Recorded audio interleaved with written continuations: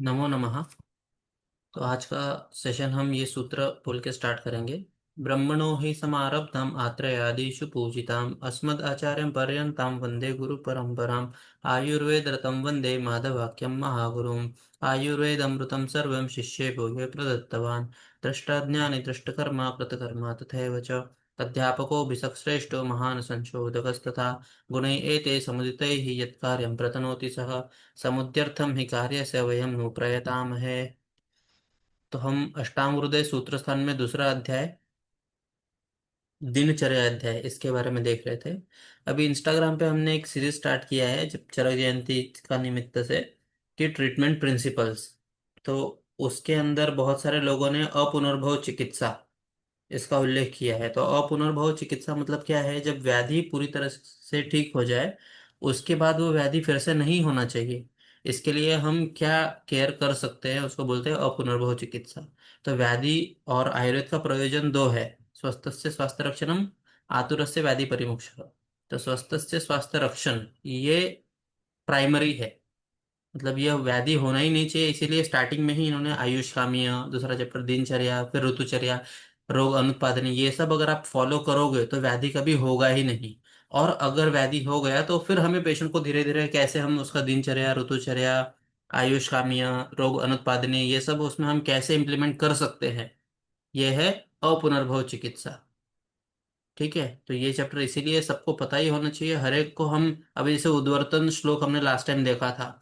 उद्वर्तनम कफरम मेधसः प्रविलायनम स्थिरीकरम अंगानाम त्वक प्रसाद करम परम। तो कोई कोई भी पेशेंट आ जाए, समझ लो अभी हम लोग के पास इंसुलिन रेजिस्टेंस के पेशेंट बहुत ज्यादा आ रहे हैं, पीसीओडी के पेशेंट बहुत ज़्यादा आ रहे हैं, जो फैट, जो वुमेन के अंदर भी जो ओबेसिटी वगैरह बहुत ज़्यादा बढ़ रहा है, फैटी लीवर बहुत ज़्यादा देखने को मिल रहा है। तो वहाँ पे ये देखो, ये उद्वर्तन यहाँ पे हर एक, ये भले ही दिनचर्या में दिया है लेकिन हम हर एक पेशेंट में इसको यूज़ कर सकते हैं। उद्वर्तनम कफहरम, कफ का हरने वाला है। मेदस प्रविलायनम, जहाँ पे भी मेद एक्यूमुलेशन है, फैट डिपोजिशन है, जैसे जो हमारा ट्राइसेप्स होता है वहाँ पे लूज फैट बहुत ज़्यादा है फीमेल्स में, 40 अबव 35-40 के एज में। बेली फैट होता है, थाइस के ऊपर फैट होता है, बटक्स के ऊपर फैट होता है। तो वहां पे सब जगह हम उद्वर्तन पहले तो क्लिनिक में अपने करवा सकते हैं, पाउडर मसाज, या तो फिर पेशेंट को जो भी लेखनीय गण जो आया है चरक शिशुत्व वाग्भट में, सबका कॉम्बिनेशन बना के, या तो फिर सबसे बेसिक त्रिफला और जो मसूर की दाल, चने की दाल रहती है उसके अंदर मिक्स करके घर पे उनको रगड़ने के लिए दे सकते हैं नहाने से पहले। और स्थिरीकरम अंगानाम, तो जहाँ पे भी शिथिलता है वहां पे स्थिरीकरण करने के लिए त्वक प्रसाद करम, त्वक प्रसादन करना है तो उसमें वर्ण्यगन मिला के। तो ऐसे उद्वर्तन के बहुत सारे हम ये कॉम्बिनेशंस बना सकते हैं और उसको प्रैक्टिस में यूज कर सकते हैं। ठीक है। तो ये सूत्र हमने लास्ट टाइम देखा था। उद्वर्तनम कफरम मेधसा प्रविलायनम स्थिरीकरम अंगनम त्वक प्रसाद करम परम। तो व्यायाम के बाद उद्वर्तन, इसका रेफरेंस आया है। अब नेक्स्ट श्लोक पे जाएंगे। श्रेया। Yes sir. हाँ। अभी हम स्नान के बारे में पढ़ेंगे। दीपनम वृष्यम आयुष्यम स्नानम ऊर्जा बलप्रदम कंडुमल श्रम स्वेद तंद्रा त्रुदाह पाप मजित। तो यहाँ पे स्नान करने से क्या होता है? सबसे पहला कर्म दीपन। दीपन का मतलब है हम आम का पाचन नहीं करेगा लेकिन अग्नि को बढ़ाएगा। वृष्य है जो आयुष्य है, मतलब आयुष्य बढ़ाएगा, और ऊर्जा बलप्रदम, और एक नया सा ऊर्जा और बल देगा, हमको फ्रेश करेगा। ये कंडू, मल, श्रम यानी कि थकावट, स्वेद, तंद्रा, तृष्णा और दाह, इन सब को कम करता है। हम्म। ठीक है। तो यहाँ पे भी स्नान हमारा एक क्रम में है। बहुत से पेशेंट आते हैं, जैसे अभी मैंने भी सुना है अपने किसी किसी पेशेंट में कि शाम को नहाने के देते हैं उनको, क्योंकि दिन भर वैसे भी सुबह जल्दी नहा लिया तो दिन भर कुछ ना कुछ काम करना पड़ता है, धूल मिट्टी पड़ता है, इसीलिए उसकी आदत है कि वो शाम को 6 बजे नहाती है। तो ये सब दिनचर्या के हिसाब से रॉन्ग है, हमें इसको करेक्ट करना चाहिए। तो स्नान के फायदे क्या बोले हैं? दीपनम, अग्नि दीपन करने वाला। वृष्यम, आयुष्यम। तो वृष्य मतलब जो सिर्फ शुक्र वृद्धि ऐसा करे नहीं है, साफ सुथरा। और कभी भी देखो, जब वृष्य में जब बताया है, जहाँ पे या रिप्रोडक्शन प्रोसेस भी जब हमारे इसमें बताया है ग्रंथों में, तो वहां पे शुचि मतलब नहा के वगैरह अच्छे स्वच्छ सफेद कपड़े पहन के वो सब करने के लिए बोला है। तो वृष्यम स्नान इस हिसाब से, आयुष्यम आयुष्य को बढ़ाने वाला, स्नानम ऊर्जा बलप्रदम स्नानम से ऊर्जा और बल ये सब बढ़ता है। जो कंडु मल श्रम स्वेद तंद्रा त्रुट दाह पापमाजित, तो मतलब अभ्यंतर और बाह्य दोनों प्रकार की शुद्धि संतुष्टि स्नान से हमें मिलती है। तो टीका देखते हैं अभी। स्नानम दीपनम वृष्यम आयुष्यम च भवति, ऊर्जा मतलब उत्साह बढ़ाने वाला, बल मतलब प्राण बढ़ाने वाला, एते प्रददाति करोति यत् तत् एवं कंडु इत्यादि कंडवादि नाम द्वंद्व, मतलब कंडु से यहाँ पे कंडु मल श्रम स्वेद तंद्रा त्रुट दाह और पापमा, इन सबको जित, इन सबका नाश करने वाला है। जयति जीतने वाला है। स्नानस्य प्रभावात् आयुष्यत्वात् वृष्यत्वात् दीपनत्वानि बोधव्यानि, तो ये सब उसमें गुण दिखते हैं। फिर उसके बाद अथवा स्नानेन प्रहर्ष भवति, नहाने के बाद एक अलग ही ऊर्जा आती है, फ्रेश लगता है। प्रहर्षणाच्च वृष्यत्वम, और इस प्रहर्षण की वजह से भी वृष्यत्व, ये सब देखने को मिलता है। तथा च वक्ष्यति, और यहाँ पे बोला भी है, यत् किंचित मधुरम स्निग्धम ब्रूहणम बलवर्धनम मनसो हर्षणम यच्च तत्सर्वम वृष्यम उच्यते। देखो यहाँ पे वृक्ष की डेफिनेशन बताई है, कहाँ पे है, अष्टांग, नहीं हाँ अष्टांग हृदय में ही उत्तर तंत्र के अध्याय 40 में आया है रेफरेंस, कि जो भी मधुर है स्निग्ध है ब्रूहण करने वाला है बल का वर्धन करने वाला है, मनसो हर्षणम मन को प्रिय करने वाला है, यच्च तत्सर्वम वृष्यम उच्यते।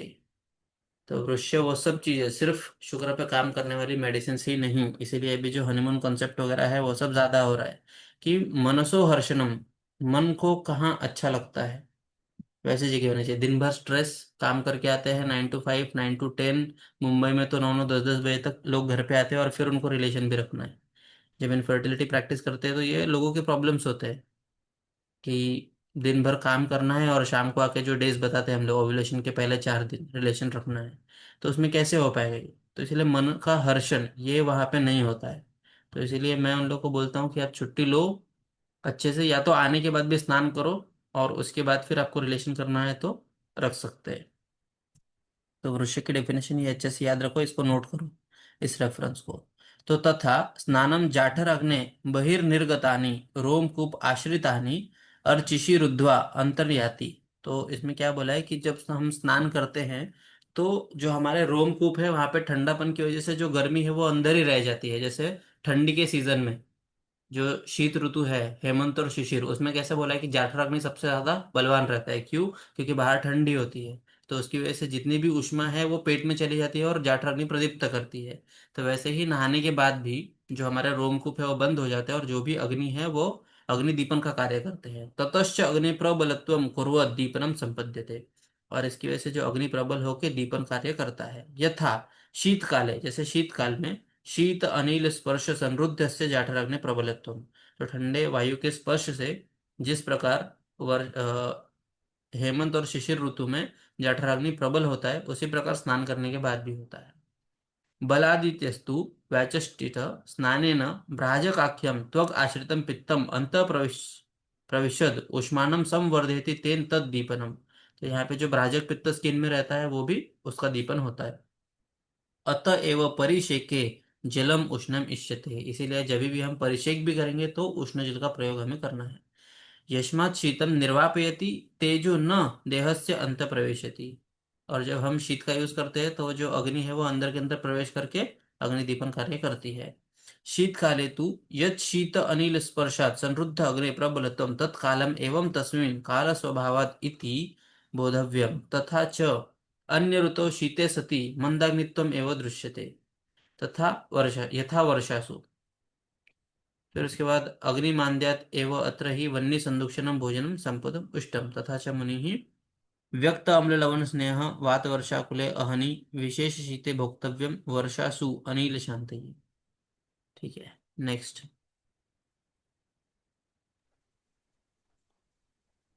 उष्ण अम्बुना अध कायस्य परिषेको बलावः तेनैव त्रुतुतम अंगस्य बलरुत्केश चक्षुषाम। तो यहाँ पे क्या बोला है, उष्ण जल से हमको अध काय में स्नान करना चाहिए। अगर हम अध काय जो है हमारा जो नीचे का रीजन है, मतलब मोस्टली हम लोग ऊर्ध्व जत्रु कहते हैं, अध जत्रुगत।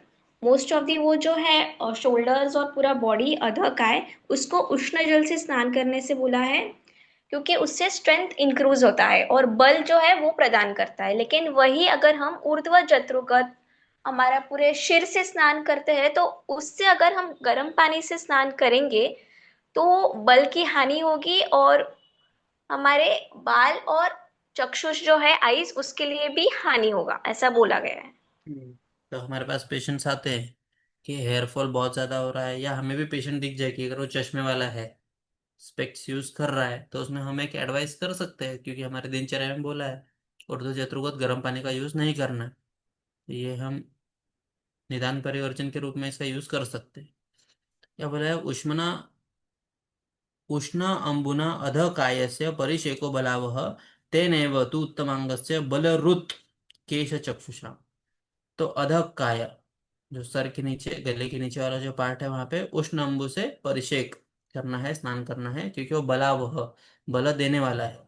लेकिन तेने वह उसी को अगर तू उत्तम अंगस्य, उत्तम अंग मतलब उत्तम अंग कौन सा है, शिर प्रदेश, वहां पे अगर हमने गर्म पानी से स्नान किया तो बलरुत, बल खींच लेगा किसका, केश का और चक्षु का।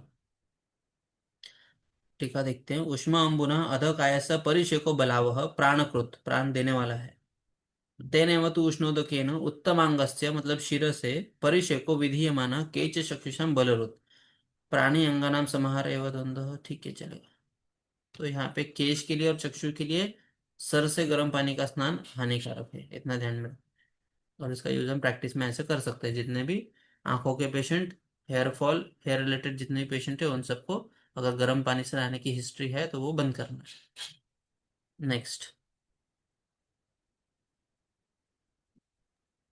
अभी हमें स्नान निषेध के बारे में बताया है। स्नानम अर्दित नेत्रास्य कर्णरोगातिसारिषु आत्मान पीनस अजीर्ण भुक्तवत्सु च ग्राहितम। तो यहाँ पे किसको स्नान करने के लिए वर्जित कहा गया है, तो जिसे अर्दित है, फेशियल पैरालिसिस, नेत्र आस्य कर्ण के रोग से जो पीड़ित है, जिसे अतिसार आदि व्याधि होगा, जो जिसे आदमान, पीनस, अजीर्ण और भुक्तवत्सु मतलब जिसने अभी जस्ट खाना खाया है उसे स्नान करने का निषेध कहा गया है। मतलब खाने के बाद तुरंत स्नान नहीं करना चाहिए। हम्म। तो यहाँ पे नेत्र को जो है, नेत्र, नेत्रे च अस्यम च कर्णो च तत्र रोगः। तो नेत्र के साथ अस्य का, कर्ण का, इन सब के रोग होंगे तो उनमें स्नान नहीं करना है। अर्दित व्याधि में नहीं करना है। चो नेत्र अस्य कर्ण रोगश्च अतिसारश्च ते विद्यन्ते येषां न त एवं, अतिसार में भी नहीं करना है। तेषु गर्हितम अहितम, वहाँ उन लोग के लिए जो स्नान है वो अहितकर बताया है। एवं शेषेषु युज्यम आध्मान आदीनां द्वन्द्वस्ततो मातुपः तेन आध्मान वत्सु गर्हितम इति योजव्यम एवं शेषेषु अपि। अर्धित एकायाम आधमान मतलब उदर पूर्णम, भुक्तवान मतलब कृत भोजन, खाना खाने के बाद स्नान नहीं करना है। बहुत से लोग ब्रेकफास्ट करने के बाद स्नान करते हैं, तो ये टाइम टेबल जब हम दिनचर्या हिस्ट्री लेते हैं पेशेंट की, तो हमें पूछना है आप पहले ब्रेकफास्ट करते हो कि पहले नहाते हो। ठीक है, वो क्रम सुधारना है, क्रम विरुद्ध है वो। नेक्स्ट। अभी हमें सदव्रत का पालन करने के लिए बोला है। जीर्णे हितम मितम चाद्यात् न वेगान रियेत बलात् न वेगितो अन्य कार्य स्यात् न अजित्वा साध्यम आम्यम। तो ऐसा बोला है कि हमें ऑलवेज डाइजेशन, अगर पहला अन्न का पाचन होने के बाद ही नेक्स्ट अन्न का ग्रहण करना चाहिए बोला है। और न वेगान धारियत मतलब कौन से भी हमें वेग हो गए उसको बलपूर्वक धारण नहीं करना है। और न वेगी तो अन्य कार्य स्यात्, तो मतलब कौन सा भी एक नेचुरल अर्ज हमको आया होगा, वेग आया आने से पूर्व हमें उस वेग का निग्रहण पहले करना चाहिए, कोई भी अन्य कार्य नहीं लेना चाहिए।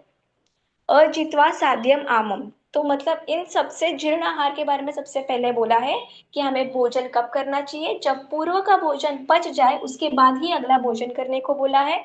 और कौन से भी वेग हो गए उसको धारण नहीं करना है। वेग धारण करते हुए हम अन्य कार्य में भी बिजी रहने को नहीं बोला है, सबसे पहले उस वेग का संतुलन संतुष्टि करने को कहा है। हम्म। तो ये जो इतना अभी हमने जो भी पढ़ा उसको एक नट शेल में, या ये श्लोक सबको याद होना चाहिए कि जीर्णे हितम मितम च अद्यात् न वेगान इरयत बलात् न वेगितो अन्य कार्य स्यात् जित्वा साध्यम आमयम। तो जितने भी साध्य आमय मतलब रोग व्याधि है, उन सबको अगर जीतना है तो ये बेसिक है रूल, कि जीर्णे हितम मितम, जो पहले का जो खाया है वो जीर्ण होने के बाद, डाइजेस्ट होने के बाद जो हितकर है वो, और मित मतलब कम खाना है, एकदम पेट भर के नहीं खाना है, मित मतलब कम मात्रा में। च अद्य न वेगान इरयत बलात्, और वेगों का उत्तीर्ण नहीं करना है। न वेगितो अन्य कार्य है, वेग आने पे अन्य कार्य नहीं करना है। तो ये सब साध्या में को जीतने के लिए ये सब उपाय है। तो टीका एक बार देखते हैं। जीर्णे सम्यक परिणीते पूर्वम आहारे अद्यात भुंजित, तो पहले का अच्छे से डाइजेस्ट हो गया, उसके बाद ही हमें अगला आहार लेना चाहिए। किम अद्यात हितम, और क्या लेना है, हितम मतलब जो पथ्य है वो, मितम मात्रा युक्तम, मात्रा युक्त आहार लेना चाहिए। पथ्यम अपि ही अति मात्रम हीन मात्रम वा भुक्तम दोषाय स्यात् अतो मितम। इसको याद करके रखो, ये रेफरेंस कहीं पे मिलेगा नहीं, इसको जो रेफरेंस कलेक्ट करते हैं उसको ये सब कलेक्ट करके रखना चाहिए। कि पथ्यम अपि, पेशेंट बोलते हैं कि मैं बाहर का कुछ भी नहीं खाता हूँ, लेकिन यहाँ पे लिखा है अच्छे से कि पथ्यम अपि, मैं घर का ही खाना खाता हूँ, बेस्ट क्वालिटी का 100% मिनरल वाटर पीता हूँ, फिर भी अति मात्रम हीन मात्रम, मात्रा अधिक है या हीन मात्रा है, या तो टाइम गलत है, जब भूख लगती है तब नहीं खाता है, घर का खाना खाता हूँ लेकिन दोपहर में 2 बजे खाता हूँ, सुबह उठ के खाता हूँ, रात को 2 बजे खाता हूँ, ये सब गलत है। अति मात्रम हीन मात्रम वा भुक्तम दोषाय स्वात्, तो वो दोषों का प्रकोप करेगा ही। अतो मितम, इसीलिए मित जितना उचित मात्रा है, युक्त मात्रा है, उसमें ही खाना चाहिए। न वेगान इत्यादि वात विन्मूत्रादीनां संबंधिनो वेगान अनुमुखी भूतान बलात् न इरेयत न प्रवर्तयेत। तो जो त्रयोदश जो अपने वेग बताए हैं, वो आने के बाद उनका रोकना भी नहीं है, उनका उदीरन भी नहीं करना है। संजात वात विन्मूत्र वेगस्तु तम कृत्वा न अन्य कार्य साथ, और जब उनका वेग आया है तो अन्य कार्य नहीं करना है। न अन्यत कार्यम कुर्यात इति अर्थः, न जित्तु इत्यादि साधयितुम शक्यम, जो साध्य है, तम रोगम जित्वा न अन्य कार्यम स्यात् इति योजव्यम। तो जो साध्य व्याधि है उनकी ट्रीटमेंट पहले फटाफट करवा लेनी चाहिए। ऐसा भी नहीं है कि ये तो हो जाएगा अपने आप ठीक, तो डिले नहीं करना है, उपेक्षा नहीं करना। तो स ही उपेक्षितो दु साध्यो असाध्यो व, तो अगर हमने जो साध्य व्याधि है उनकी अपेक्षा किया, डिले किया, तो वो कृच्छ साध्य या असाध्य में कन्वर्ट हो सकते हैं। तो साध्य शब्दों उपादान असाध्यम आमयम प्रति यत्नो न कार्य चिकित्सा नैष्फल्यात् इत्यादि द्योति। ठीक है, नेक्स्ट। सुखार्था सर्वभूतानां मताः सर्वाः प्रवृत्तयः सुखं च न विना धर्मात् तस्मात् अधर्म परो धर्म परो भवेत्। तो जो संसार में सब भूत है, जो भी प्राणी मात्रा हम लोग है, हम लोग सब सुख के पीछे हैं।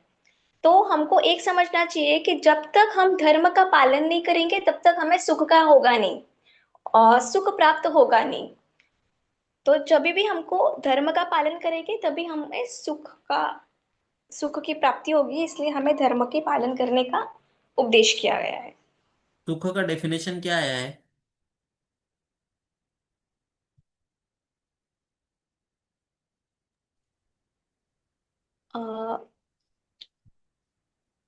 अ, सर वो प्रति अर्थम प्रति अनुकूलम वैसा। हाँ, अनुकूल वेदनीयम सुखम, प्रतिकूल वेदनीयम, ऐसा है। अनुकूल और एक और प्रतिकूल डेफिनेशन है वेदनीय। कि जो धर्म पे आधारित हो वो सुखकर है, और जो अधर्म किया जाए वो दुखकर है। तो सुखार्थ अच्छा। सर्वभूता नाम, जो जितने भी भूत हैं, जितने भी एनिमल्स हैं, जितने भी जो भी हैं, वो सब क्या क्यों करते हैं, प्रवृत्ति काम क्यों करते हैं, सुख की प्राप्ति के लिए। जितनी भी प्रवृत्ति होती है वो सुख प्राप्ति के लिए होती है। सुखम च न विना धर्मात, और जो परम सुख है, एक्चुअल जो सुख है, वो धर्म सही काम करने के बाद ही मिलता है। भले ही थोड़ी तकलीफ होती है, डिफिकल्ट होता है रास्ता, लेकिन वो परम सुख है। तस्मात् धर्म परो भवेत, इसीलिए धर्म पर, धर्म प्रधान रख के जो भी कार्य है वो हमें करना चाहिए। ठीक है। सर्वभूतानां क्या देखते हैं, सर्वभूतानाम अशेष प्राणी नाम, मतलब अशेष, किसी को भी नहीं छोड़ना है, जितने भी इस सृष्टि में जितने भी जीव हैं वो सब यस्मात् सुखार्थ प्रवृत्त्या, सब सुख की प्राप्ति के लिए ही कर्म करते हैं। सुखम च शर्माख्यम धर्मात् विना न भवति, और वो धर्म के बिना नहीं हो सकता। तस्मात् कारणात् धर्म परो, इसीलिए धर्म प्रधान रख के, धर्म को ध्यान में रख के हमें सही कार्य करना चाहिए। ये लाइफ लेसन है, ये चिकित्सा चिकित्सा भी है लेकिन फिर भी ये लाइफ लेसन है। तो हमारा आयुर्वेद जो है वो सिर्फ चिकित्सा नहीं सिखाता है, एक अच्छा वैद्य भी यही सब पढ़ के बनते हैं हम लोग। नेक्स्ट। भक्त्या कल्याण मित्राणि सवेतर दूरगः। तो उसका मतलब बोला है कि जो हमारे फ्रेंड्स है उसको हमें, उन सबको हमें अच्छे से बात करना चाहिए, उनसे अच्छे से कांटेक्ट में रहना चाहिए, और हमारे फ्रेंड्स से फ्रेंडशिप मेंटेन करनी चाहिए, और जो दूसरे हैं उनको एक लिमिट तक, एक डिस्टेंस तक रखने को बोला है। भक्त्या कल्याण मित्राणि सेवेत इतर दूर। ठीक है, तो ये सदवृत्त का यहाँ से चालू हो जाएगा। तो कल्याण करने वाले मित्र के साथ मतलब श्रद्धा से, भक्तिपूर्वक उनके साथ रहना चाहिए। और जो हानि करने वाले मित्र है, शत्रु है, उनके साथ हमें मतलब उनको दूर से ही रखना चाहिए। नेक्स्ट। अभी यहाँ पे दशविध पाप कर्म का वर्णन आया है। हिंसा अस्तेय अन्यथा कामम पैशून्यम परुषानृते संभिन्नालाप व्यापादम अभित्याम दुख विपर्ययम पापम कर्मेति दशदा काया वाग मनसैते।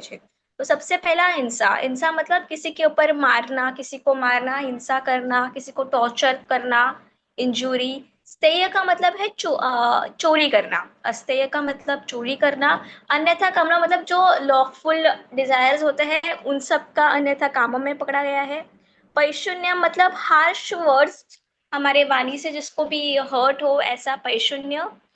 परुष अनृत्य, तो इसका मतलब है हार्श स्पीच, मतलब जिसको हर्ट हो या फिर किसी को मानसिक पीड़ा हो या वेदना हो, ऐसे शब्द बोलना का।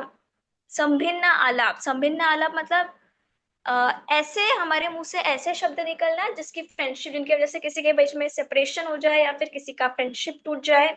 व्यापद का मतलब है झगड़ना। अविद्या, अविद्या का मतलब है जेलियसी, ईर्ष्या। ध्रुव विपर्ययम या फिर किसी में भी गलत चीजें निकालना, फिर किसी में भी फॉल्ट निकालना का मतलब है ध्रुवपर्यय, ध्रुव विपर्ययम। तो पापम कर्मे थी दशदा, तो ये जो कर्म है इनको पाप, दशविध पाप कर्म कहा गया है। और इनसे काय वाग मानस ही त्यजेत, तो इनका जो है हमें त्याग करना चाहिए, काया, वाचा और मन से। हम्म। तो अभी दशविध पाप कर्म का रेफरेंस यहाँ पे आया है कि हिंसा स्तेया अन्यथा कामम पैशून्यम परुषानृते संभिन्ना लापम व्यापादम अपिथ्या दृग विपर्ययम पापम कर्मेति दशदा काय वाक मन से त्यजेत। तो जैसे कि वहां पे उन्होंने बोला था कि सुख का कारण क्या है, धर्म का पालन करना।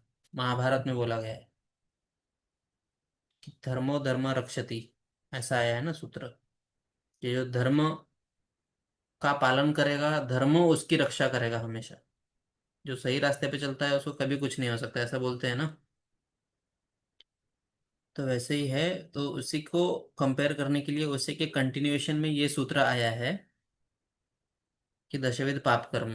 तो यहाँ पे हिंसा, हिंसा मतलब झगड़ा वगैरह करना। स्तेय मतलब चोरी करना। अन्यथा काम मतलब फालतू काम करना, वो सब बोल सकते हैं। पैशून्यम चुगली करना। परुष, परुष मतलब कठोर वचन। अनृत झूठ बोलना। संभिन्ना लाप भाई झगड़ा लगाना, वो सब। व्यापाद उसमें भी झगड़ा, मारना पीटना, ये सब। अविद्या दूसरों की जो भी वस्तु है, संपत्ति है, वो छीन के लेना। और ध्रुव विपर्य है कि कोई भी अच्छा समझा रहा होगा तो भी उसकी बात में कुछ ना कुछ गलत निकालना, ये ध्रुव विपर्य है। पापम कर्मेति दशधा, तो ये जो दशविध पाप कर्म है इसको कायिक वाचिक मानसिक, इन तीन क्लास में डिवाइड करके उन सबको त्यजेत, उन सबका त्याग करना है। नेक्स्ट।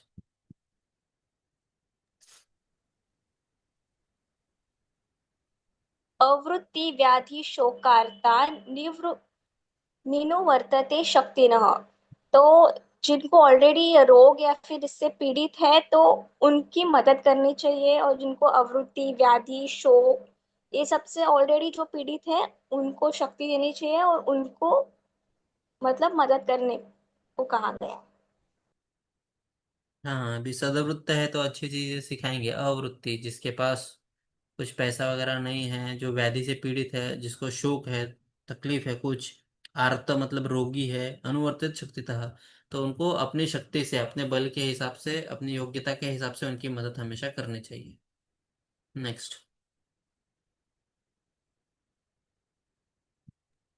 आत्मवत् सततम पश्येद अपि कीट पीपलिकम।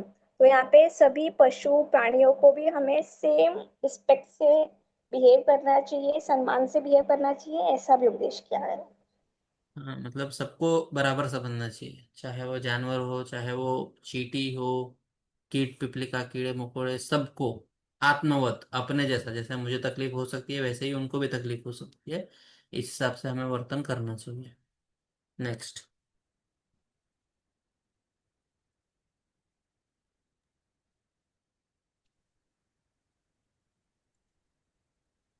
अच्छ अर्चयेत वेगो विप्र वृद्ध अनुपतिथिन। तो यहाँ पे भगवान, गाय, ब्राह्मण और जो वृद्ध है, जो वैद्य है, जो राजा और अतिथि है, इन सबको पूज्य माना। हाँ, उनकी पूजा अर्चना जो बोलते हैं, रिस्पेक्ट देना, तो देव को, गौ माता को, विप्र मतलब ब्राह्मण को, वृद्ध जो सीनियर्स है वो सब, टीचर्स को सब लोग नाम लेके बुलाते हैं ना, ये अरे तुरे करके बोलते हैं, उसने ये सिखाया, उसने ये पढ़ाया। तो ये देखो यहाँ पे वृद्ध, वैद्य, नृप मतलब राजा, नृप और अतिथि जो हमारे मेहमान है वो सब, उन सबकी हमेशा पूज्य मानना चाहिए उन लोग। विमुखानार्थिनः कुर्यात् कुर्यात अवनमयेत नाक्षिपेत। तो यहाँ पे मतलब इसका मतलब है जो भी बेगर्स एंड वो होते हैं उनको कभी डिसअपॉइंट नहीं करना चाहिए। जो भी हमें मदद करने के लिए वगैरह आया तो उसे ना नहीं बोलना चाहिए या फिर उससे रिजेक्ट नहीं करना चाहिए। हमसे जितना हो सकता है उतना हमें हेल्प करना चाहिए। नेक्स्ट। उपकार प्रधानः स्यात् अपकारपरेऽप्यरो। तो इसका मतलब है जो हमारे दुश्मन होते हैं उनसे भी हमें, वो अगर हमारी हेल्प नहीं करते होते फिर भी हमें उनकी हेल्प करना चाहिए। इसको सबको समान रखने का उद्देश्य है। हाँ, मतलब हमें सेम नहीं करना चाहिए कि उसने मेरे साथ बुरा किया तो मैं भी उसके लिए बुरा करूंगा, ऐसा हमें नहीं सोचना चाहिए कभी भी। तो यहाँ पे आज हम रुकते हैं। ठीक है, ये सब पढ़ो अच्छे से। लाइफ लेसन से एक अच्छा इंसान बनने के लिए बहुत ज़्यादा यूजफुल है ये। हम लोग बाहर से या कोई सीनियर्स वगैरह से सुन के हमें लगता है, लेकिन हमारे ग्रंथ में ये भी बताया गया है। ठीक है, तो आज हम यहाँ पे रुकते हैं।